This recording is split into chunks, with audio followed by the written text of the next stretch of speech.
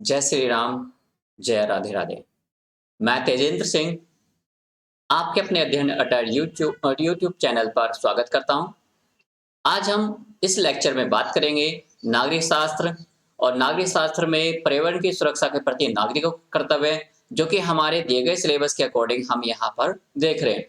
तो ये आपका जीआईसी के जो सिलेबस के अकॉर्डिंग है, उसके अकॉर्डिंग हम लोग यहाँ पर चल रहे हैं। ये आपको यूपीपीएससी के एग्जाम में काफी मदद करेगा। इसके अलावा नागरिक शास्त्र के जो बात करें नागरिकों के पर्यावरण के सुरक्षा के प्रति कर्तव्य, वो यूजीसी नेट और पीजीटी परीक्षा में भी काफी मददगार होगा, जिसमें आप पॉलिटिकल साइंस या नागरिक शास्त्र या कह लीजिए सिविक्स कह लीजिए, तो यहाँ पर काफी इंपॉर्टेंट होगा। किसमें? सिविक्स में इंपॉर्टेंट होगा।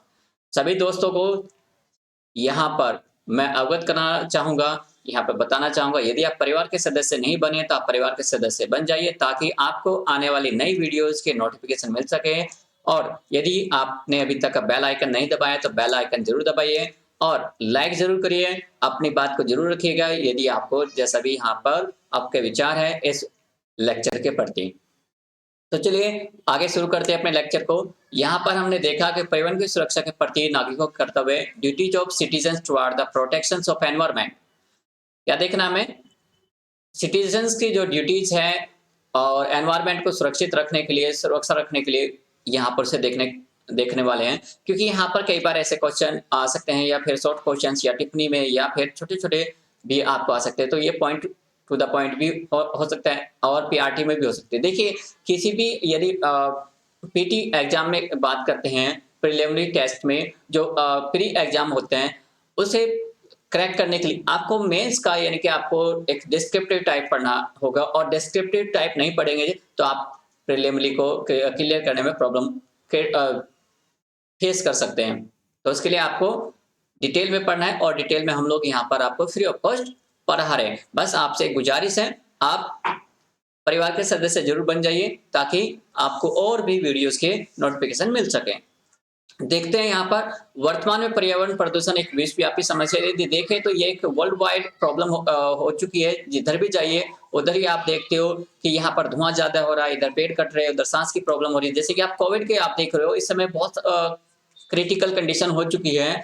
हर तरफ जिस तरफ भी जाइए उस तरफ सिस्टम फेल होता दिखाई दे रहा है। तो ये क्या किसकी वजह से? पर्यावरण की वजह से हो सकता है ना? क्योंकि हमारे यहाँ पर बहुत सारे ऐसे प्रॉब्लम्स क्रिएट हो गए जिनके कारण ऑक्सीजन प्रॉपर नहीं मिल पा रही हमें। पर्यावरण की सुरक्षा संपूर्ण मानव जाति हेतु जीवन मरण का प्रश्न है। आप देखिए, बिल्कुल बात सही है, सत्य है एकदम। आज इस समय यदि ऑक्सीजन नहीं मिल रही, O2 नहीं मिल रही, तो उसके कमी की वजह से लोग का जीवन मरण का एक क्वेश्चन लग चुका है, एक क्वेश्चन मार्क बन चुका है। अब ऑक्सीजन हमें कृत्रिम रूप से बनानी पड़ रही है। क्यों बनानी पड़ रही है? क्योंकि हमने नहीं सोचा था पानी हमें खरीदना पड़ेगा, हमने नहीं सोचा था ऑक्सीजन खरीदनी पड़ेगी। आज हमारा वो समय आ गया है कि हमें पानी, ऑक्सीजन सब कुछ खरीदना पड़ रहा है पैसे से। तो हमारा और आपका भी ये फर्ज है कि ज्यादा से ज्यादा पेड़ लगाइए, ज्यादा से ज्यादा पौधे लगाइए, अपने आस पड़ोस में, अपने घर परिवार में सभी को इसके प्रति जागृत करिए। उन्हें अवेयर करिए कि हमारा पर्यावरण प्रदूषण को कैसे हम रोक सकते हैं, किस तरीके से हम लोग अपने सुरक्षा कर सकते हैं। तो हम लोग इसी के बारे में यहाँ पे बात करने जा रहे हैं। धीरे-धीरे मानवीय प्रगति के साथ-साथ प्रदूषण की समस्या लगातार जटिल होती जा रही है। आप देख रहे हो, मानवीय प्रगति तो हम लोग यहाँ पे देखते, यदि मानवीय प्रगति चाहिए तो उसे हमें प्रदूषण को रोकना होगा।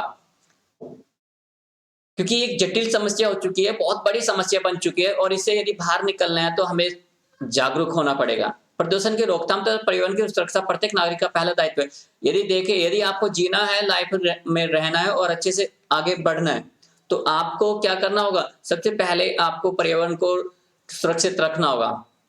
इसी दृष्टि से कुछ मैंने आपको यहाँ पर कुछ दायित्व, या फिर आपके कोर्स के अकॉर्डिंग कुछ दायित्व दिए गए हैं, यहाँ पे ड्यूटीज दी गए, जिन्हें आप देखिए। पहले सबसे पहले आप देखिए वनों की सुरक्षा। वनों की सुरक्षा होनी चाहिए। दूसरा मैं आपसे डिस्कस करूंगा यहाँ पर वायु प्रदूषण के संदर्भ में नागरिकों के दायित्व क्या होने चाहिए। मृदा मिट्टी की सुरक्षा के प्रति क्या होना चाहिए। ध्वनि प्रदूषण के संदर्भ में नागरिकों को क्या दायित्व होने चाहिए। जल प्रदूषण के प्रति क्या दायित्व होने चाहिए। वन्य जंतु संरक्षण के प्रति क्या दायित्व होने चाहिए। पर्यावरण की सुरक्षा के सरकारी प्रयासों के प्रति नागरिकों के दायित्व क्या होने चाहिए। इनमें प्रदूषण नियंत्रण बोर्ड है, विभिन्न कानूनों का निर्माण है, संविधान में संशोधन, पर्यावरण एवं वन पर्व, ये हम देख रहे हैं। इसके अलावा हम यहाँ पर इन्हें डिटेल में अभी जानने वाले हैं। हमने आपको छोटा-छोटा बता दिया आपको। अब देखिए पढ़ते हैं यहाँ पर अच्छे से प्रॉपर तरीके से। पर्यावरण की सुरक्षा की दृष्टि से वनों, पेड़ों, पौधों, वनस्पति जगत की रक्षा विशेष महत्व है। मतलब हमारे आस-पास के जितने पेड़-पौधे हैं, उनको कोई काटे ना, उनको कोई हानि ना पहुँचाए, चाहे मानव द्वारा है, चाहे किसी जीव-जंतु द्वारा है। हम ज़्यादा से ज़्यादा पेड़ लगाएँगे तो हमें ऑक्सीजन ज़्यादा से ज़्यादा मिलेगी, जिससे ज़्यादा से ज़्यादा हम लोग जीवित रह पाएँगे। यदि ऑक्सीजन नहीं होगी तो हम लोग जीवित नहीं रहे। जिस तरीके से हमारे अब आस-पड़ोस में जो हमारे बड़े-बुजुर्ग थे, जिनका हमारे ऊपर आशीर्वाद था, सहारा था, जिनकी हमें दुआएँ मिलती रहती थी, अब वो नहीं है तो फिर हम लोग कैसे फ़ील कर रहे हैं? सोचिए एक बार ज़रा सोचिए, इसमें दिमाग लगाइए, क्या हो रहा है अब इस समय? अब इससे यदि ऑक्सीजन होगी तो इससे क्या होगा, जो तापमान है, टेम्परेचर है, उस पे कंट्रोल होगा, क्योंकि जो होती है CO2 होती है, CO2 की वजह से क्या होता है, आपका कार्बन डाइऑक्साइड की मात्रा बढ़ जाती है। इसलिए क्या होना चाहिए, तापमान नियंत्रित होना चाहिए। नमी एवं वर्षा के कारक है। यहाँ पर ऑक्सीजन क्या है, बारिश ऑक्सीजन यदि प्रॉपर तरीके से होगी, बारिश प्रॉपर तरीके से होगी, तेज आंधियों को धीमा करते हैं। ठीक है? जब पेड़-पौधे होते हैं तो वो क्या करते हैं, बहुत तेज़ जो तूफ़ान आता है, हवा आती है, उसको घरों तक पहुँचने से पहले उनसे टकराना पड़ता है, और इसलिए आप यदि इन्हें रोक के रखोगे तो आसानी से, सरलता से सेफ रख सकते हो अपने आप को। मरुस्थल के विस्तार को रोकते हैं। इस प्रकार वन पर्यावरण संतुलन स्थापित करने का कार्य करते हैं। अतः वनों की सुरक्षा करने की आवश्यकता, और इस दृष्टि से नागरिकों के निम्नलिखित दायित्व है। मतलब ये देखिए तो वनों की सुरक्षा मतलब पेड़-पौधों की सुरक्षा हमारा प्रथम दायित्व है। जैसे कि आप देख रहे हो, पर्यावरण की दृष्टि से पृथ्वी के 33% भाग पर वन होने चाहिए, लेकिन मात्र यहाँ पर 19% है। भाई यदि हम देखें तो यहाँ पर क्या होना चाहिए, लगभग 1/3, ठीक है, 1/3 भाग पर पेड़-पौधे होने चाहिए, और लेकिन यहाँ पर 1/3 के बजाय, ठीक है, उससे भी कहीं आधे में लगभग लगे हुए हैं पेड़-पौधे, जबकि ज़्यादा में होना चाहिए। तो इसलिए हमें ज़्यादा से ज़्यादा वृक्षारोपण किया जाना चाहिए, ज़्यादा से ज़्यादा हमें प्लांटिंग करनी चाहिए, ज़्यादा, ताकि आने वाले समय में हम और हमारे जनरेशन सेफ हो सके, उन्हें ऑक्सीजन मिल सके। नागरिकों का दायित्व है वे न केवल वृक्ष लगाएँ, अपितु जो वृक्ष लगाए गए हैं उनकी रक्षा भी करें। ज़्यादा से ज़्यादा वृक्ष लगवाइए अपने आस-पड़ोस में, और प्लस उनकी सुरक्षा करिए। अपने परिवार के सदस्य को एक-एक कहिए कि एक पेड़ लगाइए, और पेड़ लगा के कि बड़ा करके दिखाइए, कि देखते हैं कौन कितना बड़ा करेगा, देखते हैं कौन किसका पेड़ को ज़्यादा सुरक्षित रखता है। तो इस तरीके से बच्चों में आपस में जागरूकता फैलाएँगे तो अब बच्चे अपने आप जागरूक हो जाएँगे। आने वाली जनरेशन आपके लिए भी सुरक्षित रखेंगे। आपको आर्टिफ़िशियल ऑक्सीजन लाने की ज़रूरत नहीं पड़ेगी। जागरूक नागरिकों को चाहिए कि वे सामाजिक वानिकी आंदोलन चलाएँ और वन संरक्षण के महत्व को। अब इसी के तरीके से नागरिकों, हमें भी अपने आस-पड़ोस के लोगों को, सभी को जागरूक करना चाहिए, ताकि यहाँ पर सामाजिक वानिकी आंदोलन, मतलब यहाँ पे वनों की सुरक्षा के लिए आंदोलन किया जाना चाहिए, ताकि हमारे वन और पेड़-पौधे सुरक्षित रह सकें। दूसरा है वायु प्रदूषण के संदर्भ में नागरिकों के कर्तव्य हैं। एयर पॉल्यूशन के प्रति क्या होना चाहिए? नागरिकों का यह प्रथम दायित्व है कि वे यथासंभव कम से कम वायु प्रदूषण करें। मतलब हमें क्या होना चाहिए, कम से कम वायु प्रदूषण फैलाएँ, जैसे कि क्या, धूल-मिट्टी कम उड़ाएँ, धूल-मिट्टी कम उड़ाएँ, ठीक है? गाड़ी का उपयोग कम करें, जितना उपयोग है केवल उतना करें, बिना मतलब के दौड़ते ना फिरें, ठीक है? इधर से उधर ना जाएँ, यदि हो सके तो पैदल का उपयोग करें, आस-पड़ोस में जाना है। कुछ लोग क्या करते हैं, घर से मात्र मार्केट में जाने के लिए बड़ी-बड़ी गाड़ियाँ निकाल लेते हैं, और उनसे निकलकर मार्केट से सामान खरीदना शुरू कर देते हैं। मैं उन सभी से गुज़ारिश करता हूँ कि ऐसा ना करें। यदि काम ज़रूरी है तो आप गाड़ी का उपयोग करें, और यदि नहीं है तो ना करें। आस-पड़ोस में जाना है तो गाड़ी से क्यों जाएँ? स्कूटी से चले जाइए, कम खर्च होगा, या फिर साइकिल से चले जाइए, पैदल चले जाइए। आपका एक्टिव भी रहेंगे, आप हेल्दी भी रहेंगे, आपको जो कोलेस्ट्रॉल की प्रॉब्लम है, जो आपका मोटापे की प्रॉब्लम है, वो भी नहीं होगी। तो इस तरीके से आप अपना उनका वायु प्रदूषण को कंट्रोल कर सकते हैं। नागरिक अपने मोटर वाहन का यथासंभव ट्यूनिंग कराए, ताकि धुएँ के रूप में प्रदूषण कम। मतलब ट्यूनिंग से मतलब है कि ऐसा ट्यूनिंग करे कि गाड़ी को इस तरीके से सेट कराए, जो अच्छे मैकेनिक के द्वारा सेट कराए, या फिर अच्छे शोरूम में, ठीक है, अच्छे इंजीनियरों से गाड़ी को सेट कराए, ताकि उसमें से कम धुआँ निकले। यदि ट्यूनिंग अच्छे से होती है, गाड़ी की अच्छी से सेटिंग होती है, तो धुआँ जो पॉल्यूशन क्या होता है, कम निकलता है। इसका फ़ायदा ये भी, नागरिक यथासंभव नगरीय क्षेत्र में अपने मोटर वाहनों का गति माध्यम रखें, मतलब जितनी ज़्यादा तेज़ दौड़ाओगे गाड़ी को, उतना ज़्यादा धुआँ फेंकेगी और उतना ज़्यादा उसमें से पॉल्यूशन निकलेगा, उतना उसमें से एयर पॉल्यूशन होगा। तो आप क्या करें, गाड़ी को एक लिमिट पर ही रखें, और इससे क्या होता है, आप ही नहीं बल्कि आपका प्रदूषण ही नहीं बल्कि आपकी जान-माल का भी खतरा बना रहता है जब आप तेज़ चलाते हैं। ठीक है? तो आपको क्या करना है, अपने आप को भी सुरक्षित रखना है, अपने एनवायरनमेंट को भी सुरक्षित रखना है और अपनी आने वाली जनरेशन को भी सुरक्षित रखना है। नागरिक यथासंभव बाह्य पक्ष बाईपास का उपयोग करें। यदि कोशिश हो, जो हो सके, जो शहर सिटी है, उस शहर सिटी से बाहर-बाहर का रास्ता उपयोग करें ताकि शहर में क पॉल्यूशन कम हो। जो हमारे पेड़-पौधे हैं, जहाँ के एरिया है, वहाँ पे जो पॉल्यूशन है, जो ठीक है, उसे वो सक कर लें, क्योंकि हमारे पेड़-पौधे एक अच्छे क्या है, फ़िल्टर के रूप में कार्य करते हैं। वो कार्बन डाइऑक्साइड की और बाकी जितनी गैसेज़ हैं, उनको सक कर लेते हैं और ऑक्सीजन को रिलीज़ कर देते हैं। तो ये आपके लिए सबसे महत्वपूर्ण हो गया। शक्ति के लिए यथासंभव विद्युत का प्रयोग करें। यदि आपको किसी तरह पावर का यूज़ करना है, तो इलेक्ट्रिक पावर का यूज़ करें। किसका? इलेक्ट्रिक पावर का यूज़ करें, क्योंकि इसमें क्या होता है, इलेक्ट्रिक पावर के लिए इसमें कोई पॉल्यूशन नहीं है। तो आपको यदि यूज़ करना है, गाड़ी भी यूज़ करनी है, तो इलेक्ट्रिक गाड़ी यूज़ करिए, इलेक्ट्रिक मोटर व्हीकल यूज़ करिए। आजकल बहुत सारी आ रही है, चार्जिंग वाली जो आ रही है, टाटा ने भी बना दी है, टेस्ला ने भी बना दी, आप इनका उपयोग कर सकते हैं। नागरिकों को चाहिए कि वे अपने घर वे सेप्टिक शौचालय का निर्माण करें, मतलब घरों में एक शौ ताकि वायु प्रदूषण ना हो, तो उसके लिए क्या किए, तो आपको शौचालय बनाए जाने चाहिए, ठीक है? खुले में ना शौच करें, और इसलिए हमारे प्रधानमंत्री जी ने भी, ठीक है, शौच मुक्त भारत अभियान का एक शुरुआत की थी, लेकिन लोगों ने उसका उपयोग तो किया, लेकिन उसी में भी घोटाला शुरू कर दिया। बड़े-बड़े अफ़सरों ने उसमें भी शौचालयों के नाम पर मात्र कुछ लोगों को पैसे दिए और उसके दिखा दिए कि हमने लाखों, हज़ारों की संख्या में शौचालय बनाए। जबकि वास्तविकता में पेपर में कहीं अलग कहानी थी और रियलिटी में कहीं अलग थी। नागरिकों का यह दायित्व है कि वे जनसंपर्क द्वारा वायु प्रदूषण की हानियों के बारे में जन सामान्य को जागृत करें। मतलब हमें आस-पड़ोस के लोगों को, अपने आस-पड़ोस के भाई-बहनों और परिवार के सदस्य, पड़ोसियों को जागरूक करना चाहिए कि गंदगी ना फैलाएँ, लेकिन हमारे पड़ोस में ही देख लीजिए, ठीक है? हमारी गली में ही देख लीजिए, इतनी प्रदूषण होता है, इतना पॉल्यूशन होता है, इतना सारा कूड़ा-कचरा फैला दिया जाता है कि लोग बाग सोचते रहते हैं कि यहाँ पर बीमारियाँ फैलेगी या क्या होगा? तो इस तरीके से आप, ठीक है, कह नहीं सकते, किसी के बारे में बता नहीं सकते कि वो सोच-समझ उनकी कैसी है। लोगों की सोच ऐसी डाउन हो चुकी है कि वो अपना भला सोचते हैं, लेकिन ये नहीं पता कि उसका दूरदर्शिता क्या, उसका नुकसान होगा, क्या उसका फ़र्क होगा। नागरिक वायु प्रदूषण को रोकने के लिए अधिकाधिक वृक्षारोपण करें। अब यहाँ पर हम वृक्षारोपण ऐसे स्थानों पर करें जहाँ पर आसानी से, सरलता से, ठीक है, ज़्यादा से ज़्यादा पेड़ों और वो हमें ऑक्सीजन दे सके। यदि आप घरों में कोई फल उपयोग कर रहे हैं, तो उसे बाहर जाते वक़्त, रोड पे जाते वक़्त या पार्क में जाते वक़्त उसे वहाँ पे बीजों को डाल दें, ताकि वे भी बीज पानी में उग सके, अपने सही समय पर उनका वहाँ पर, ठीक है, जन्म ले सके, नए पौधे बन सकें। दूसरा, मृदा मिट्टी की सुरक्षा। हमारा जो कर्तव्य की यदि बात करते हैं, एक नागरिक कर्तव्य, मृदा मिट्टी की सुरक्षा भी हमारा है।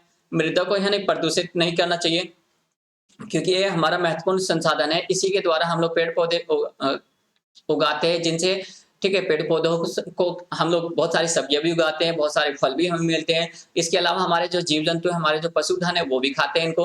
अब यदि वे नहीं खाएँगे तो दूध नहीं मिलेगा, यदि दूध नहीं मिलेगा तो हम लोग हेल्दी कैसे होंगे, और यदि हम हेल्दी नहीं होंगे तो बीमार हो जाएँगे, हमारे बच्चों को दूध कहाँ से मिलेगा? तो इसके लिए हमें क्या करना, मृदा की सुरक्षा करनी होगी। तो ये भी ज़रूरी है हमारे। इससे हमारे पशुचारण अवस्था, कृषि युग में पदार्पण से लेकर आज तक के आर्थिक विकास और आर्थिक क्रियाओं का मुख्य आधार मिट्टी ही रही है। नदियों के मैदानों में महान सभ्यताएँ रही, उपजाऊ मिट्टी उपलब्ध विकसित रही है। मृदा को सबसे अधिक हानि अपरदन, कटाव से होती है, और मैदानी भागों में कीटनाशकों व रसायनों का अधिक प्रयोग से मिट्टी का स्वाभाविक उर्वरता कम होने के साथ-साथ वह प्रदूषित हो जाती है।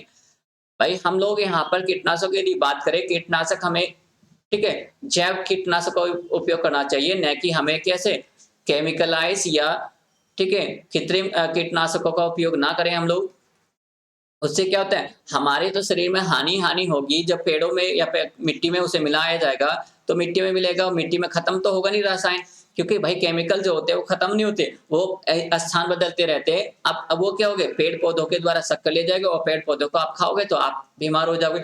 अब ये आप देख रहे हो कैंसर की प्रॉब्लम बहुत सारी आ रही है। अब ये कहते हैं कि हमने तो कुछ ऐसा किया नहीं, हमने तो बीड़ी सिगरेट पी नहीं, हमने तो दारू पी नहीं, तो हमारे कैंसर कैसे हुआ? अब देखो यहाँ पर इसका बहुत बड़ा लंबा सिलसिला है। कई सारे ऐसे स्टेट है, कई सारे ऐसे राज्य है भारत में जहाँ पर इस तरह की समस्याएं देखने को मिली हैं। आप भी यदि बात करें, अभी चेरनोबिल गैस त्रासदी है, या फिर एमपी में चले जाइए, वहां पर भी बहुत बड़ा एक हुआ था। याद होगा आपको, वहां पर एक बहुत बड़ी त्रासदी हुई थी, जिसे आज तक वहां पे लोग, या वहां पे जो नागरिक है कैसे होते, अपंग पैदा होते बच्चे वहां पर, आज भी वहां पर अपंग है। तो ये सारी प्रॉब्लम आप देख रहे हो, तो कहां से? मिट्टी की वजह से। मिट्टी में अब इसलिए हमें मिट्टी की सुरक्षा करनी चाहिए। दूसरा बात करते हैं ध्वनि प्रदूषण। ध्वनि प्रदूषण को भी कंट्रोल करने के लिए नागरिकों का महत्वपूर्ण योगदान होना चाहिए, क्योंकि आजकल देख रहे हो, हर जिधर देखो उधर डीजे बज रहा है, जिधर देखो उधर, ठीक है, लोग बाग डीजे बजाने की कोशिश करते हैं, बहुत तेज आवाज सुनते हैं, और यही आवाज उनके लिए बड़े हानिकारक होती है। कानों में लीड लगा कर घूमते रहते हैं, ठीक है, इधर उधर। ये नहीं पता कि उनका जो इतनी तेज आवाज उनके माइंड में, मस्तिष्क में कितना ज्यादा इफेक्ट होगा। उन्हें दूसरों को तो इफेक्ट नहीं होगा, लेकिन खुद के लिए कितने हानिकारक होगा, क्योंकि ये जो होती है हमारे मस्तिष्क में, हमारी नसें होती है, नर्व्स होती है, उनको इफेक्ट करती है। उससे हमारी सुनने की जो हमारे लिसनिंग पावर है वो कम हो जाती है। हमारी मेंटल सेंट्रलाइज करना, हमारे जो मस्तिष्क को केंद्रित करने वाली जो हमारी नर्व्स है, उनको डैमेज कर देती हैं। तो ये हमें सोचना होगा, समझना होगा। अब इस तरीके से जब हम लोग जोर-जोर से हॉर्न बजाते हैं, तो हमारे आस-पड़ोस में बहुत सारे बच्चे पढ़ने वाले होते हैं, या फिर बहुत सारे परिवार होते हैं, या फिर मरीज होते हैं, उनके लिए हानिकारक हो सकता है, उनका हार्ट अटैक आ सकते हैं। तो इसलिए हमें आवाज़ को कंट्रोल करके रखना चाहिए, और खुद भी हेल्दी रहना चाहिए। भाई देखो, एक लिमिट, यदि आवाज़ का उपयोग करते हैं, तो आप उसमें क्या देखते हैं, लिमिट, मन भी खुश रहता है, आप भी हैप्पी रहते हैं। जितने आप तेज आवाज़ सुनते हो, उतने तेज आवाज़ से आपके आस-पड़ोस वाले तो डिस्टर्ब होते हैं, हो सकता है आपके खिलाफ कंप्लेन कर दें। तो ये इन चीज़ों से भी बचना चाहिए। आजकल त्योहार, विवाह के अवसर पर आतिशबाजी, पटाखों का बहुत सारा उपयोग करते हैं। इनका हमें जितना कम से कम हो सके इनका उपयोग करें, ताकि हमारे, ठीक है, आस-पड़ोस प्रदूषण कम हो, ध्वनि प्रदूषण कम हो, ठीक है? ध्वनि प्रदूषण तो होता ही है, वायु प्रदूषण भी होते हैं। तो ये सारी चीज़ें आप देख रहे हो, सार्वजनिक स्थलों के आस-पास हमें, ठीक है, जैसे विद्यालय, पुस्तकालय, चित्रकालय और मंदिर, मस्जिद इत्यादि के निकट शोर नहीं करना चाहिए। बिल्कुल नहीं करना चाहिए। यहाँ पर मंदिर में पूजा करते हैं, लोग बाग शांत रहना पसंद करते हैं, ठीक है? इसी तरह मस्जिदों में भी सब लोग दुआ करते हैं, वहाँ पर भी नहीं होना चाहिए। तो भई देखो, लाउड स्पीकर हो या फिर कोई भी, ये तो बजने ही नहीं चाहिए। बस मात्र आपको समझाने के लिए, क्योंकि सभी के पास मोबाइल फ़ोन, सभी के पास यहाँ पर क्या है, इतना एक धीमी आवाज़ में, ताकि सभी के पास पहुँच सके आपकी आवाज़। ध्वनि प्रदूषण नियंत्रित करने के लिए जनता को प्रचार व जागृत करना चाहिए। हमें आस-पड़ोस में सभी को जागृत करना चाहिए, अपने बहन-भाइयों को। बेबी डीजे बजाकर घर में बहुत सारा शोर-शराबा करते रहते हैं, एम्पलीफायर बजाते रहते हैं। नागरिकों को अपने वाहनों में ध्वनि नियंत्रक, साइलेंसर का प्रयोग करना चाहिए। सभी को साइलेंसर लगवाना चाहिए जिन गाड़ियों में, अब तो यहाँ पर ज़रूरी होगा, सभी गाड़ियों में साइलेंसर होगा।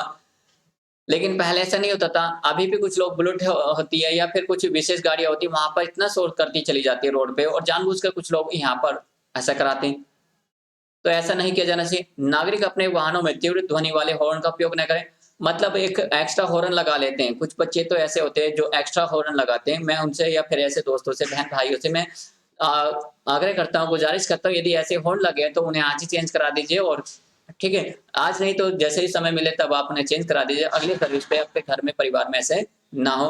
नागरिक धार्मिक व सांस्कृतिक कार्यक्रमों में यथासंभव ध्वनि विस्तारक यंत्रों का प्रयोग न करें। ध्वनि विस्तारक यंत्र मतलब लाउड स्पीकर या फिर डीजे वगैरह का उपयोग ना करें। भई उनका कम से कम उपयोग करें। भई क्या फ़ायदा? आपको भी कोई वो नहीं मिलने वाला, कोई रिज़ल्ट तो आने आने वाले, बस थोड़ा-सा देर का मज़ा है, लेकिन नुकसान तो आपके पूरी लाइफ़ तक का हो जाएगा। जल प्रदूषण के संदर्भ में नागरिकों के दायित्व है। जल प्रदूषण के संदर्भ में क्या है? नागरिकों को यह ध्यान रखना चाहिए कि वे कोई ऐसा कार्य ना करें जिससे जल प्रदूषित हो। मतलब घर का कूड़ा-कचरा जल में ना फेंके, ना घर के द्वारा फेंका गया, ठीक है? कोई गंदा पानी वहाँ ना पहुँचे। नागरिकों के सभी को नदियों में, कुछ लोग क्या करते हैं, जो डेड बॉडीज़ होती है उन्हें नदियों में, नहरों में, अब तो देखिए इस समय तो ऐसा हाल है, यदि हम देखें लखनऊ, ठीक है? और ठीक है, इलाहाबाद में लोगों ने इसका बहुत, ठीक है, नदियों में, ठीक है, बहाना शुरू कर दिया, क्योंकि वहाँ पर सब बहुत इस समय एक विकट समस्या हो चुकी है, सिस्टम एकदम फेल हो चुके हैं। अब हम क्या कहें, आपको क्या बताएँ? फिर भी हमें उपयोग करना चाहिए कि विद्युत उपग्रह का उपयोग करें, ताकि वहाँ पर क्या हो सके, कम प्रदूषण हो, कम प्रदूषण हो, होता तो है, लेकिन वहाँ पर कम होता है। नागरिकों और जानवरों की सफाई इत्यादि नदी और तालाबों में ना करें। अब नदी और तालाबों में जाकर हम लोग खुले में, देखिए कोई बात नहीं, तालाब में, गाँव में तालाब होते हैं, वहाँ पर करना चाहिए, लेकिन अब तो वहाँ पर भी बंद कर दिया। अब इनको साफ-सफाई की जानी चाहिए, ताकि हमें स्वच्छ पानी मिल सके, हमारे जो पानी का लेवल है वो बढ़ सके। दिन पर दिन पानी का लेवल घटता जा रहा है, हम लोग पानी, ठीक है, मोल कर पी रहे हैं। हमें घर में खुद मँगाना पड़ता है पानी, वाटर लाना पड़ता है, आरओ लगाते हैं तो उसमें भी पानी खराब आ रहा है, इस सिस्टम में उसका हर हफ्ते आरओ खराब हो जाता है। पानी का ऐसा लेवल खराब हो चुका है कि वो किसी भी बर्तन में रखे 2 दिन में रखते तुरंत पानी खराब हो जाता है। तो यहाँ पर ना प्रतिबंध लगाना चाहिए, उनमें कपड़े धोने, उनमें नहाने के लिए प्रतिबंध लगा देना चाहिए नदी-नालियों में, ठीक है? नालियों में तो कोई नहाता नहीं है, नदियों में, तालाबों में। नागरिक अपने अवशिष्ट पदार्थों को जलाशय में प्रवाहित न, अब क्या करते हैं, जो हमारे आस-पड़ोस में जलाशय बने, वहाँ पर अपने मल-मूत्रों को फैला देते हैं। वही गाँव में पानी का लेवल कुछ कंट्रोल करने के लिए किया जाता है। औद्योगिक अवशिष्ट, अब सबसे बड़ा जो समस्या आ रही है, औद्योगिक अवशिष्ट, जो औद्योगिक या इंडस्ट्री से जो कूड़ा-कचरा निकलता है, यहाँ पर, ठीक है, वेस्ट निकलता है का, उसको यहाँ पर नदी-नालों में प्रवाहित नहीं करना चाहिए, बल्कि उन्हें शोधन करना चाहिए, और उन्हें शोधन करके छान कर आगे अलग से इकट्ठा करना चाहिए, या फिर एक अलग से क्या करना चाहिए, एक नाला बना चाहिए, ताकि उसी में वो बहता रहे। ज़्यादातर कंपनियों के द्वारा ऐसा किया जाता है। जिन क्षेत्रों का जल प्रदूषण हो, वहाँ के नागरिक स्वयं ही उस क्षेत्र में ऐसे उद्योग न लगाएँ जो जल प्रदूषित करते हैं। जैसे आप देख लीजिए, यदि हमारे पड़ोसी सिटी में बात करें हम लोग, स्पेशल गाज़ियाबाद में, तो यहाँ पर बुरा हाल है पानी का, वाटर लेवल इतना गंदा हो चुका है, इतना गंदा हो चुका है, लोग बाग पानी पीने के लिए तरसते हैं। यदि उन्हें पानी पीना है, तो या तो बाहर से मँगाएँगे, या फिर वो आरओ लगाएँगे, तो तभी पानी पीने को मिलता है। नॉर्मली पानी पी नहीं सकता। यदि पानी पी लेता तो आदमी अगले 2 दिन में बीमार हो जाता है। तो ये पानी की घटनाएँ हम लोग देख रहे हैं, और भी कई सारे ऐसे शहर हैं जहाँ पे पानी है ही नहीं। ठीक है? इधर चले जाइए ईस्टर्न यूपी में, वहाँ पे पानी का लेवल इतना डिस्टर्ब हो चुका है, या फिर पूर्वांचल में चले जाइए, पूर्वांचल में पानी की वजह से वहाँ पर खेती नहीं होती। लाखों बीघा ज़मीन ऐसे खाली पड़ी है।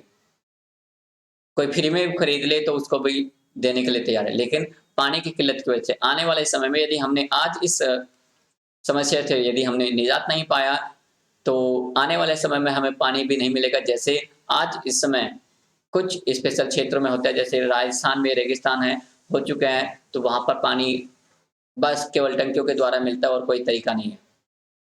ऐसे हालात हो जाएँगे। जिन क्षेत्रों का जल प्रदूषण हो, वहाँ के नागरिक स्वयं ही उस क्षेत्र में ऐसे उद्योग ने लगाए जो जल प्रदूषित करते हो। कृषकों को चाहिए कि अपने खेतों में रसायन और उर्वरकों का कम उपयोग करें। बिल्कुल बात सही है। हम लोग भी कृषक हैं, तो हम लोग भी क्या होते हैं, रासायनिक पदार्थों का कम उपयोग करते हैं, ताकि हमारी मिट्टी और जल प्रदूषित ना हो। वन्य जंतु संरक्षण, हमें जितने भी अपने वनों में जो जीव हैं, उनको सुरक्षित रखना चाहिए, ताकि बाकी जीवों को भी रास्ता मिल सके। जियो और जीनो देने वाले एक संदेश दिया जाना चाहिए सभी नागरिकों को, उनका हंट नहीं करना चाहिए। कुछ लोग क्या करते हैं, अपने मौज-मस्ती के लिए बस उनको हंट करते हैं, उनको शिकार करते हैं और छोड़ देते हैं, मर जाते हैं। इससे बदबू भी होती है, इससे वायु प्रदूषण भी होता है, और बाकी जीवों का भी नुकसान होता है। पर्यावरण की सुरक्षा के प्रति कुछ सरकारी प्रयास भी हैं, तो इसमें नागरिकों का दायित्व है कि नागरिक उसमें सहयोग करें। तो ये कुछ दायित्व, सबसे पहले पर्यावरण प्रदूषण नियंत्रण बोर्ड है हमारी, केंद्रीय स्तर पर केंद्रीय प्रदूषण नियंत्रण बोर्ड, प्रत्येक राज्य में राज्य प्रदूषण नियंत्रण बोर्ड भी स्थापित किए गए हैं। तो ये बोर्ड केंद्र तथा राज्यों के प्रदूषण की रोकथाम के लिए कार्य करते हैं, उद्योगों द्वारा फैलाए जाने वाले जल और वायु प्रदूषण को रोकते हैं। पर्यावरण प्रदूषण की सुरक्षा आवश्यक उपाय है। तो आपने देखा, प्रदूषण नियंत्रण बोर्ड केंद्र में भी है और राज्य में भी, इसका क्या दायित्व है ये आपने समझ लिया। दूसरा, विभिन्न कानूनों का निर्माण किया गया है इसके प्रति, और तो उनका पालन भी किया जाना चाहिए। जैसे जल प्रदूषण निवारण नियंत्रण अधिनियम 1976, वायु प्रदूषण निवारण नियंत्रण अधिनियम 1981, पर्यावरण संरक्षण अधिनियम 1986, मोटर वाहन प्रदूषण अधिनियम 1989, वन्य जंतु संरक्षण अधिनियम 1972। तो याद रखिए इसे, जिसे जल प्रदूषण 74 है, 74 है, वायु प्रदूषण 81 है, और पर्यावरण एनवायरमेंटल अधिनियम 1986 है, मोटर वाहन प्रदूषण अधिनियम 1989 है, वन जंतु संरक्षण अधिनियम 1972। तो ये याद रखेंगे, थोड़ा सा और भी होगा इसी के तरीके। इसीलिए कुछ संविधान में संशोधन है तो इन्हें भी याद रखेंगे, पीटी में काफी इंपॉर्टेंट होने वाले हैं। एक तो यहाँ पर यदि देखें 1976 में संविधान में किए गए 42 संविधान 42वें संविधान संशोधन में यहाँ पे राज्य के नीति निर्देशक सिद्धांतों में अनुच्छेद 48 जोड़ा गया, जिसे 48 कहाँ कहते हैं, और यहाँ पर क्या कहा, राज्य पर्यावरण का संरक्षण करने के तथा देश के वनों तथा वन्य जीवों की सुरक्षा करने का प्रयत्न करेगा। मतलब किसकी भूमिका है यहाँ पर, राज्य की भूमिका, स्टेट की भूमिका को बढ़ा दिया गया। किसके द्वारा, 42वें संशोधन में। फिर 42वें संशोधन में यहाँ पर क्या है, संविधान में नागरिकों के मूल कर्तव्यों का समावेश किया गया, और इसमें कहा गया प्राकृतिक पर्यावरण की जिसके अंतर्गत वन, झील, नदी, वन्य जीव रक्षा करे और उनका संवर्धन करे। तो ये याद रखेंगे 42वें संशोधन द्वारा, 42वें संशोधन द्वारा 42वें संशोधन द्वारा क्या कहा गया, यहाँ पर कहा गया कि प्रत्येक नागरिक जो वन, झील, नदी, वन और इनके जो जीव हैं, इन जीवों की सुरक्षा करेंगे, और इनके यहाँ पर सुरक्षा की देखभाल किसका होगा, एक नागरिक का कार्य होगा। दूसरा यहाँ पे लास्ट बात करते हैं पर्यावरण वन पर्व के रूप में, इन्हें याद रखें, ये डेट काफी इंपॉर्टेंट है, काफी महत्वपूर्ण होने वाली है। ठीक है, 21 मार्च को विश्व वानिकी दिवस, ठीक है, 21 मार्च को 21 मार्च है, यानी कि यहाँ पर देखिए 21 या फिर कह लीजिए 21 मार्च को वानिकी वन दिवस के रूप में माना जाता है, विश्व वानिकी दिवस। 5 जून को, इसे तो सभी रूप में जानते हैं, एनवायरमेंटल डेज के रूप में, पर्यावरण दिवस के रूप में मनाए जाते हैं, तो इसे तो महत्वपूर्ण है, काफी बार-बार पूछा जाता है। 1 से 7 जुलाई तक वन महोत्सव मनाए जाते हैं। 1 से 7 जुलाई तक कब से मनाए जाते हैं, 1 से 7 जुलाई तक वन महोत्सव क्या मनाया जाता है, वन महोत्सव मनाया जाता है भारतवर्ष में। ठीक, तो याद रखेंगे ऐसे।